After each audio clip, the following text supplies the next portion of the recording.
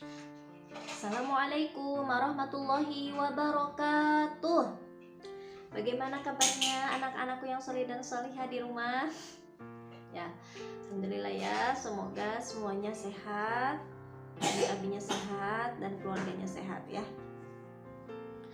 Alhamdulillah, di kesempatan hari ini Ama akan memberikan tentang makhorijul huruf ya. Jadi teman-teman di rumah tidak lupa untuk menyimaknya, menulisnya, dan memahaminya ya. Kalau ada yang kebingungan, belum paham, boleh nanti ditanyakan dengan guru Al-Qur'annya ya. Anak-anakku yang solih dan solihah, sudah pada tahu belum makharijul huruf? Sudah, pasti semuanya sudah ya, sering mendengar tentang kata makharijul huruf. Hanya saja masih belum bisa mendalaminya ya. Jadi insya Allah mudah-mudahan kita bisa selesai membahas tentang makharijul huruf ini ya. Setiap huruf itu punya tempat, punya rumah ya. Rumah huruf A, rumah huruf B, rumah huruf T. Dan setiap huruf itu berbeda rumahnya. Ada juga yang sama rumahnya, tapi tetap dia sifatnya berbeda ya. Jadi huruf A punya rumah, rumahnya di mana huruf A? Rumahnya di bawah tenggorokan. Huruf B punya rumah, rumahnya di mana? Tempat keluarnya di mana? Yaitu di dua bibir. Nah, huruf B yang rumahnya di dua bibir, tempatnya harus di dua bibir saja, tidak boleh bertempat di tenggorokan ya. Begitupun pula dengan huruf-huruf yang lainnya. Jadi setiap huruf punya rumah, punya tempat, dan harus dikeluarkan dari tempatnya dari tempatnya masing-masing huruf tersebut ya. Tidak boleh melenceng ke tempat yang lain. Makanya kita harus belajar yang dimana huruf tersebut tempatnya ya. Ada cara mudah ya. Ada cara mudah untuk mengetahui di mana tempatnya huruf itu. Yang pertama, sukunkan huruf tersebut. Kemudian rasakan ya. Contoh misalkan tempat huruf H di mana? Kita sukunkan huruf H-nya. Misalkan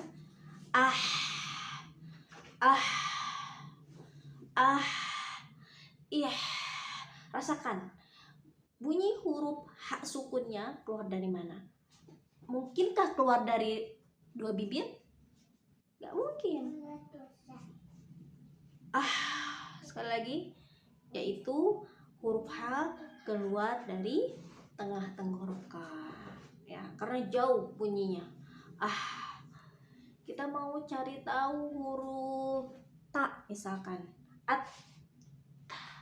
At dari mana keluarnya? Mungkinkah dari tenggorokan? Tidak mungkin, karena yang Amah contohkan huruf at, huruf ta itu ujung lidah. Berarti huruf ta keluar dari ujung lidah. Jadi cara mengetahui makharijul huruf itu dengan mensukunkan hurufnya ya. Kemudian bisa juga dengan cara mentasydidkan ya. Kita mau cari tahu nih di mana makhraj huruf dal ada,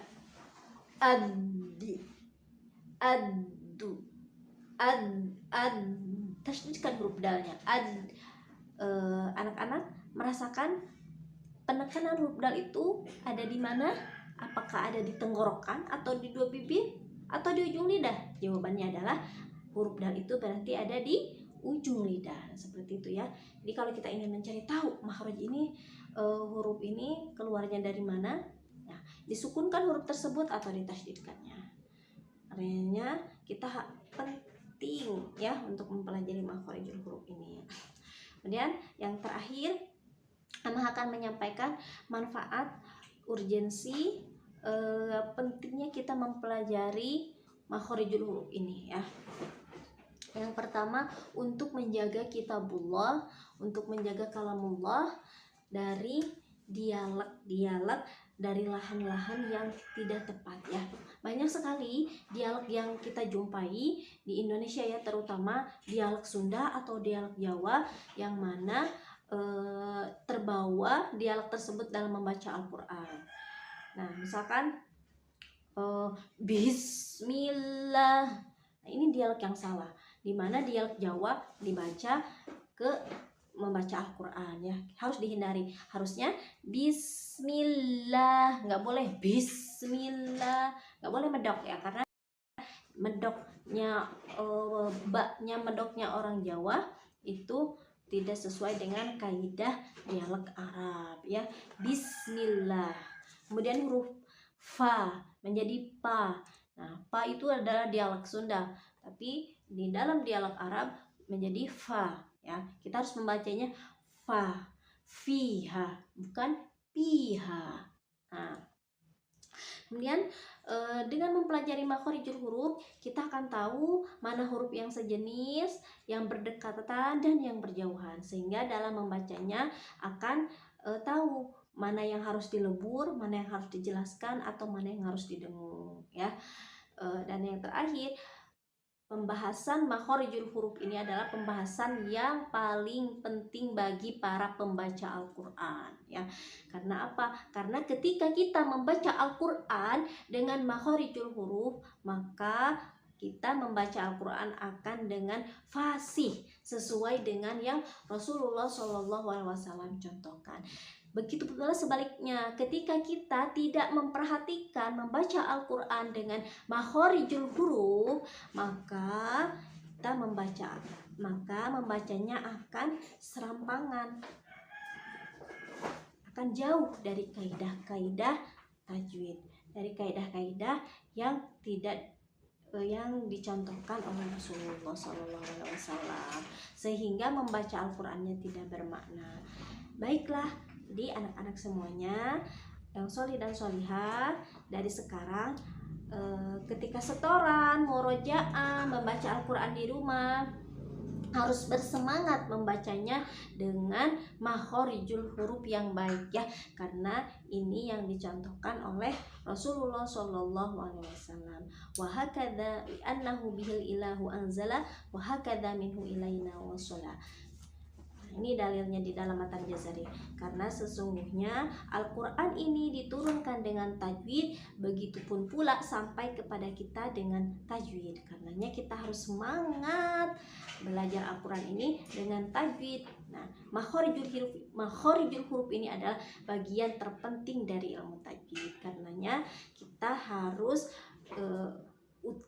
mengutamakan membaca Al-Quran itu dengan makhraj yang baik dan tepat. Selamat berlatih, selamat belajar, semangat membaca Al-Qurannya ya. Sekian dan terima kasih. Assalamualaikum